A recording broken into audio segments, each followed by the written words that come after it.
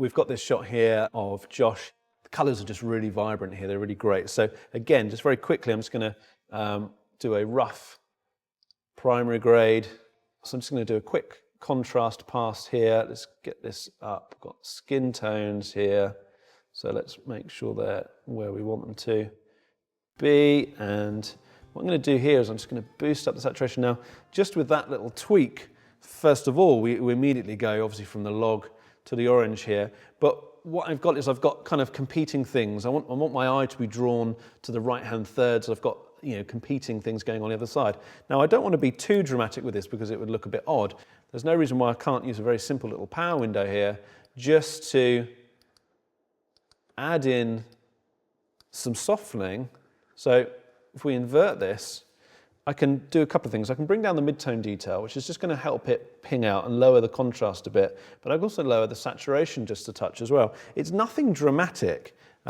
We can see us going essentially here. So we're just pulling out a little bit of the colour around the other parts of the frame, and it's helping draw our eye here. Now, another thing I can do is I can help by bringing up the contrast a little bit. So if I just pull this up here, I can make this quite contrasty. Again, if I just disable and re-enable that, you can see the effect that we're having.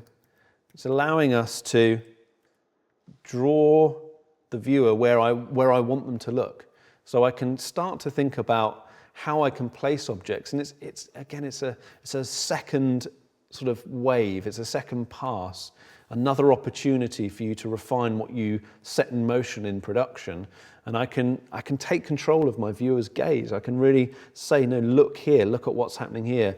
I can bring out the contrast to really make, in a later shot, he picks up and he's segmenting it, and the blood orange juice is sort of dripping out of his hands and dropping down. I love it because actually there was also some fillet steak that they were cooking. It's just quite visceral. And of course the colour palette's just perfect. And all of these shots play off so nicely to when we will cut to shots of the sea and to shots of the sky, and that kind of balancing act that we've talked about between those two colour palettes. So by tweaking the image just subtly here, without much work at all, we can really get people to look where we want them to look and help kind of convey the important elements of the frame to our viewer. Now, if we look at how that's achieved, I've got another example here of a film which, if you haven't seen, go and see it now. This is Blade Runner 2049. Now, obviously just fantastically shot by Roger Deakins. The cinematography here is just so powerful. What they're doing here is really clever because they know the value of being able to direct the viewer's gaze to a certain place. And because of that, because they know how powerful that is, and they push it to quite extremes, that actually informs their composition. So Roger Deakins has the ability to actually push key bits of action to right up against the edge of frame where normally you wouldn't want that. It's almost competing with your natural inclination to kind of follow the thirds or to look at certain key kind of points within the frame. So for example, this frame, we're silhouetting Ryan Gosling's character here, but as an extra kind of splash of storytelling, it's a very sort of vivid, slightly kind of rusty yellow. It's an interesting colour. It's not a pleasant colour, and it's completely at odds to the muted kind of greeny blue tones that are in the internal space of the room. But what it's great at conveying is the kind of the toxicity of the atmosphere of outside, and the fact that there is like this vestibule area where he has to kind of come through, and it reminds me of like in those sci-fi films where they have those kind of depressurization areas or those quarantine areas where you kind of have to be showered off and decontaminated before you enter another space. They feel very much like that, which sets up this sense of kind of the outside being almost like a war zone. And then there's this kind of simple domestic kind of interior, which of course works beautifully with the idea that he's come to kill this replicant who's kind of, been deemed as rogue and needing to be kind of dispensed with in this kind of slightly mundane, simple, homely atmosphere. So all of these elements are playing together really nicely. We see the same thing replicated when, if you excuse the pun, when the replicant enters. And again, you can see this kind of screened off area with the bright orange. and the brightly kind of backlit contrast to help us look where we're meant to be looking. So we're telling the story and we're manipulating our viewer's gaze at the same time. And those windows are used really effectively. Again, clipped, there's no detail there, but they allow the shape and the form of our characters to really play out and their movements to almost be exaggerated. They're very slow, they're very deliberate, they're quite kind of pedestrian. And of course that sets the viewer up beautifully for the inevitable kind of big kind of slugging match that they then have where, we realize that, of course, this replicant has to be dispatched.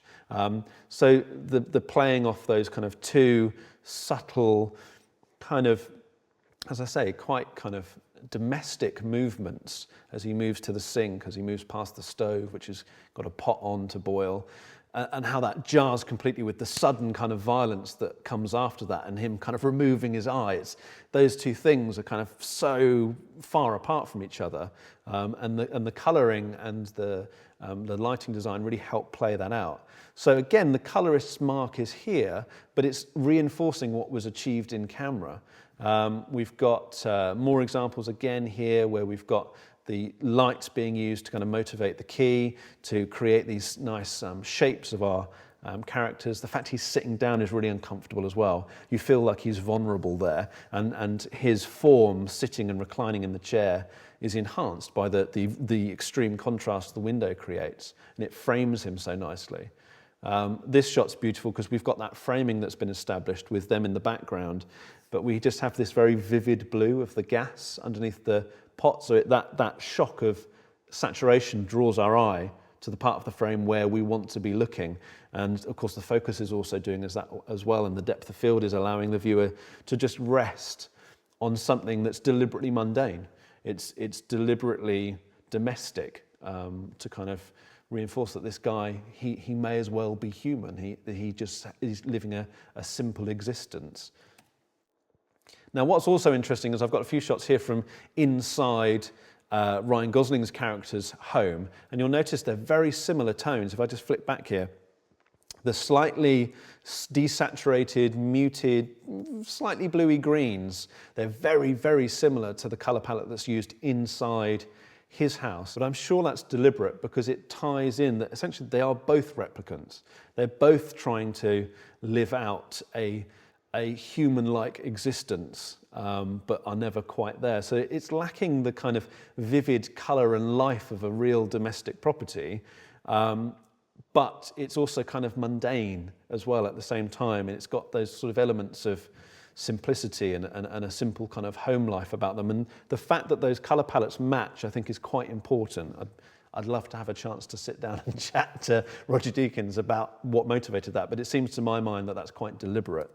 And again, just to finish up here, how we're using repetition and high contrast to help draw the viewer's gaze down alleyways or down sort of deep parts of the frame, terminating in key character movements, silhouetting key characters, using color contrast and luminance contrast to allow these key bits of action and these key moments in the film to really play out in a way that the eye is drawn to, and the eye kind of almost sort of spirals out as it rests where they want it to rest and then explores the rest of the frame. It's a really beautiful film in terms of the way that it's lit and the way that contrast and colour are used to really force you to look where they want you to look, and it reinforces the composition. It's really playing its part in the setup of the framing and the way that the scene is blocked and objects are placed and the eye is led through the scene. It's all working together.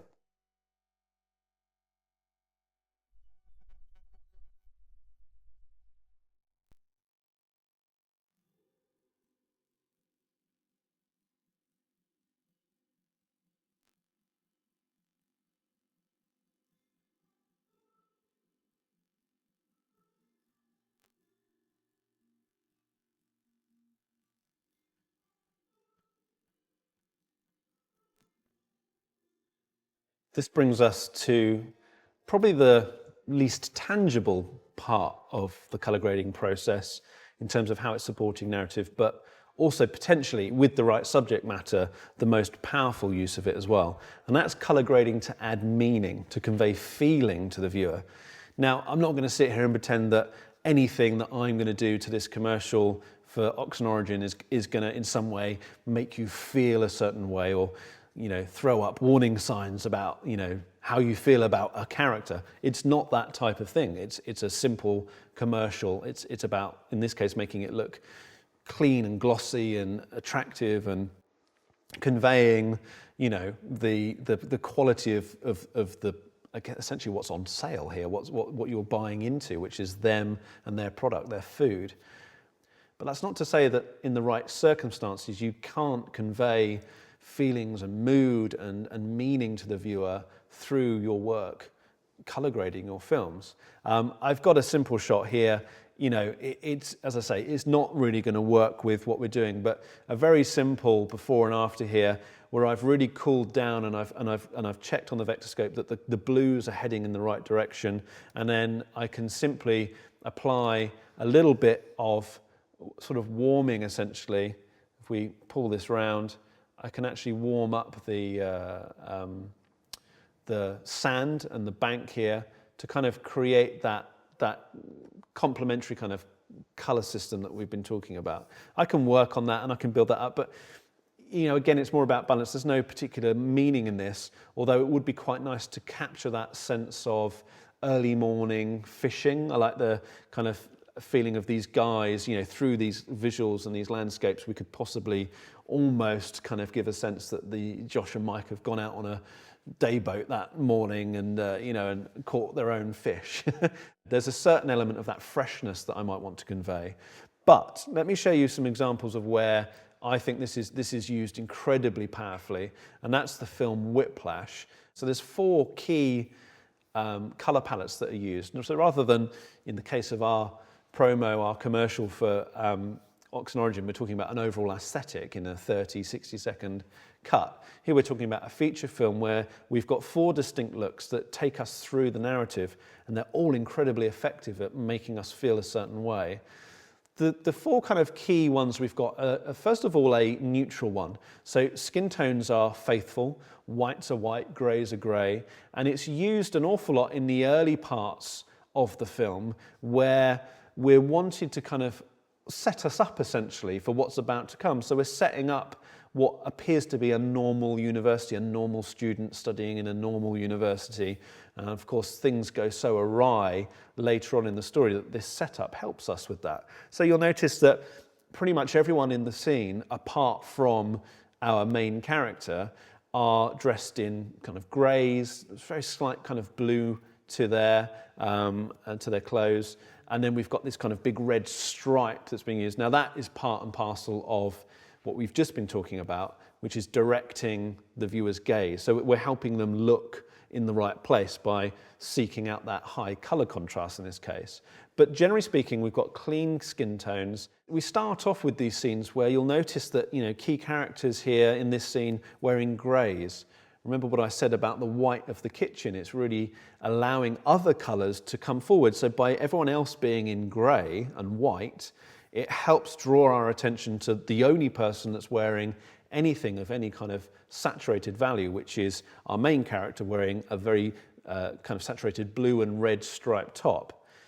As we move forward though, and some of the first interactions that we have between J.K. Simmons's kind of deranged teacher and our main character, Andrew, I believe his name is in the film. This is their kind of first interaction with each other, and we don't realise at this point that things go so wrong. Again, skin tones you'll notice are natural. The whites of the clothes are clean, they're not tinted in any way. But as we start to move through into the next kind of part of the film, where we see Miles's character moving through some communal areas on the way back to his digs or his room, his rental apartment, and suddenly we're hit with this extreme acid green. It's vile, it's in fact it's bile is what it is.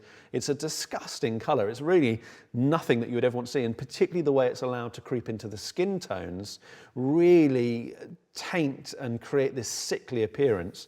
Now, what's interesting is he's in this scene, he's surrounded by people making lots of noise. His head's down. Clearly, this is someone who wants to kind of get on, but he's having to kind of endure his environment whilst trying to focus on what he's wanting to achieve. Now, this green is particularly important because this green comes back in other scenes. So this is one of the first scenes where we see him rushing to get somewhere because J.K. Simmons told him to be somewhere at a specific time.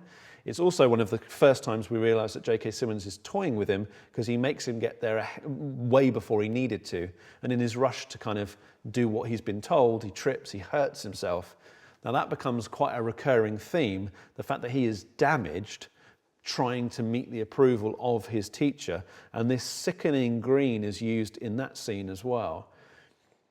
Green also pops up, and this is where I think this is really powerful. It also pops up in two very specific characters. His dad, who in the story is kind of very dismissive of his decisions about what he wants to do as a career, not supportive of him being a drummer at all.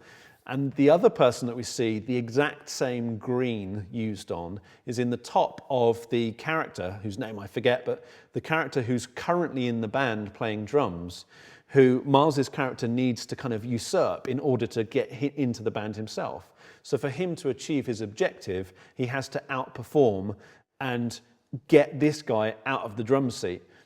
So interesting and so deliberate, of course, that it's the exact same green. Different tops, obviously, but the exact same green that's used that picks up with those other scenes where he's trying to win the approval. He's gone to extremes and damaged himself in some way, either through car crashes or kind of mentally damaged himself, trying to get where he's trying to go and kind of get that golden ticket, if you like. Very, very clever and deliberate use of colour there to convey meaning about a certain scene and about a certain person and essentially the forces that are kind of standing in his way. The last big look, of course, in this film is the vivid, oversaturated, dangerous kind of looking oranges that are used and pushed into skin tones and the environment around them. And what's interesting about it is it veers from sickening kind of orange to almost a gold colour, back and forth. And what it's doing is it's using the scenes where you're kind of realising that the teacher is kind of abusing him, basically. There's this scene where he slaps him because he's not getting the timing right, which are very orange, with these slightly more golden moments where he's still a threat, but we feel like possibly his character is winning his approval. He's doing what he wants him to do. And it's kind of like this rose-tinted view of what he thinks he's doing and what we know is happening, which is that he's being manipulated and it's really not going to end well for him. Remember, look at this and think back of those neutral skin tones where we started. We're progressing the story through colour in a very coherent and clever way. As we move through to the latter part of the film, we realise, no, that the teacher has in fact set him up again and kind of tried to shame him and embarrass him in front of a huge audience and kind of take away this opportunity from him, which he then turns around, but he turns around in a way that kind of the teacher allows to kind of reflect well on him. And it's a really interesting dynamic, and the colours that are used throughout these scenes are veering back and forth between gold and sunshine and kind of positivity and deep, nasty oranges in the skin tones, which are just unhealthy. If you go and buy this film on iTunes or bought it on Blu-ray or whatever, you'll notice the cover artwork is orange. The whole thing is this blank, saturated orange. And when I saw it for the first time, it actually allowed a certain amount of information to click into place. Again, this is my interpretation, but I would be amazed if this wasn't part of the motivation. But the colour that's used is almost exactly the same orange that's used on toxic warning labels, on bleach and things like that. If you look at them under a vectorscope, they're basically the same. Similar intensity, similar saturation, similar hue. And it suddenly fell into place because there's this kind of well-known saying, if someone's in a kind of an abusive relationship or a relationship that's not good for them, there's this expression of that being a toxic relationship.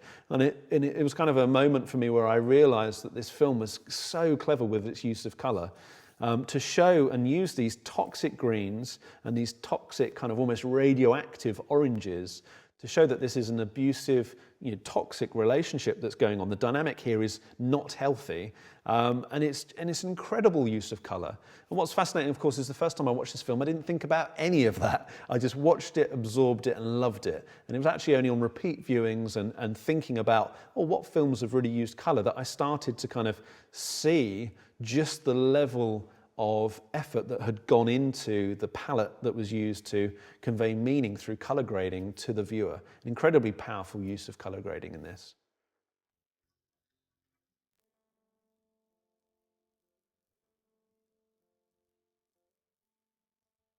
So there we have it. Essentially, what we've looked at over the course of the last hour is a whole range of simple techniques. I think hopefully you agree they're not complicated techniques, but techniques that you can use to bring colour and your consideration of colour into your productions, so planning for it in pre-production, shooting with it in mind, and then developing that look that you've established and the palette of colours that you've embedded into your film in post-production, so that the colour grading process becomes one of storytelling in the same way that editing is storytelling, rather than a kind of an arbitrary pass or just a LUT that you drop on because you think it looks pretty in isolation. It becomes something far more deep and thoughtful, and because of that, a far more pleasing image and a more powerful message that you're sending to your viewer, who, let's not forget, is incredibly good at decoding imagery. Everyone is fluent. It's like a language that you don't realize that you can speak fluently, but everyone can. The visual language of cinema, the visual language of film, of TV, it's well established, and we've seen that in some of the examples that I've shown you. And so borrowing from those, learning from those, and incorporating them into your own film productions is only going to help elevate your work into the same kind of sphere that these other productions are operating in. And people will recognize that. They won't necessarily be consciously aware of it, but they'll certainly be subconsciously aware of this, and they'll pick up on it, and there'll be a perception of quality and of meaning and of tone to your film that's hopefully, if everything I've said is right, hopefully will really elevate your work, and you'll see the rewards from it almost instantly. So next time you're going into pre-production on your next film, start to build mood boards, start to look at inspirational color palettes from films or TV shows, or it could just be photographers or artists or anyone or anything that is inspiring you with its choice of color. That this transcends film. This is embedded in all branding and graphic design and packaging and marketing all around us every single day, right down to the choice of the colors of the walls in your house or a hotel that you might be staying in. These are all things that we can use to inspire us, and collect color swatches, take photos of things, make notes about stuff, and use that to inspire your color choices in your next production. If you can follow these tips and apply them in that way, then hopefully you'll find that your productions will just reach new levels, and you'll start to see those rewards in the feedback and hopefully accolades that you'll get for the film that you'll be making next, and then one after, and keep refining it and keep working at it and keep letting color become part of your toolkit and part of your process for creating your films. Thank you so much for joining me for the last hour. I hope you've got a lot out of this course. This will be the first part of a bigger color grading series that I'm doing with MZ. So there's plenty more to come, and there's more areas for us to explore color and its uses. But for now, thank you so much, and until next time. I don't know how and don't know why, but I'll be toasting all my life.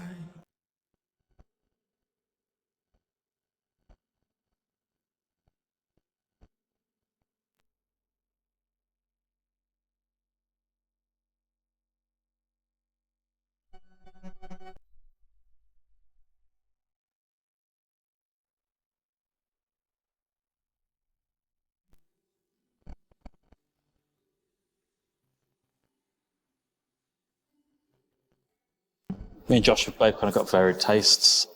Josh probably a little bit more modern, and I'm a bit more traditional. Clean flavours, trying not to overcomplicate things, basically.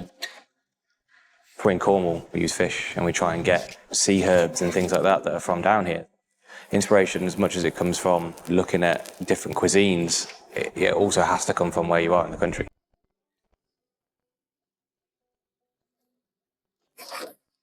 The big satisfaction part for us is starting off as just a planned dish and an idea, and then you put the plate down on the table and just seeing their reaction, getting that direct feedback.